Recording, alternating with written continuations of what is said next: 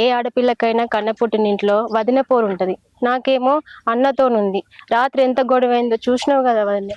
ఈ గొడవలు చూసుకుంటే నేను ఆ ఇంట్లో ఎట్లుండగలను వదినే. ఇప్పుడు నా వల్ల అన్నకు మీకు గొడవ అవుతుంది. అందుకే నాకు ఉండబుద్ధి కావట్లేదు వదినే. నేను ఎటైనా పోతా వదినే. నువ్వు గట్లాంటి ఆలోచనలు ఏం పెట్టుకోకు. ఏదో కోపంలో మీ అన్న 4 మాటలు అన్నాడు. రాను రాను ఆయననే అర్థం చేసుకుంటాడు. నువ్వే గిట్లంటే మామయ్య ఎంత బాధపడాలి చెప్పు. నీకు ఇచ్చే పైసల కోసమే మామయ్య దండాడుతుండు. రేపో మాపో అవి సర్దుబాటు అవుతాయి. అవి సర్దుబాటు అయినాక నిన్ను మీ ఇంటికాడ వదిలేసేస్తాడు. నా మాట నమ్ము. నువ్వేం రంది పెట్టుకోకు. మీరు ఇప్పుడు ఇట్లా డబ్బులు ఇచ్చి నన్ను ఇంటికాడ పంపించినా కూడా వాళ్ళు మళ్ళీ నన్ను కొట్టారని ఏం గ్యారంటీ ఉంది వదినే. మీరు ఇట్లా ఎన్నిసార్లు అని ఇస్తారు? వాళ్ళకి అదే కొట్టుడు అలవాటు అయిపోయింది. మీరు ఇట్లా ఇచ్చుకుంటూ పోయిన కొద్ది ఎంతగానో మనం పెడతారు వదినే నాకు.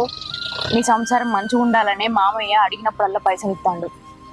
అట్లనే అలవాటు అయ్యారంటే మామయ్య గట్టిగానే మాట్లాడి నిన్ను అక్కడ దోలేసత్తా అని నాకు మాట ఇచ్చింది. నువ్వు దాని గురించి ఏం రంది పెట్టుకోకు. దాని గురించి ఆలోచన బంద్ చేయి. నాకు ఇంత ధైర్యం చెప్తున్నావు వదినే, కానీ నాకు ఎందుకో ఉండబుద్ధి కావట్లేదు. నేను చెప్తున్నా కదా, ఇక్కడ నుంచి నీ నన్ను ఏమన్నాడు. ఏమన్నా అంటే చూసుకోవడానికి నేను నువ్వు బాపున్నాం కదా.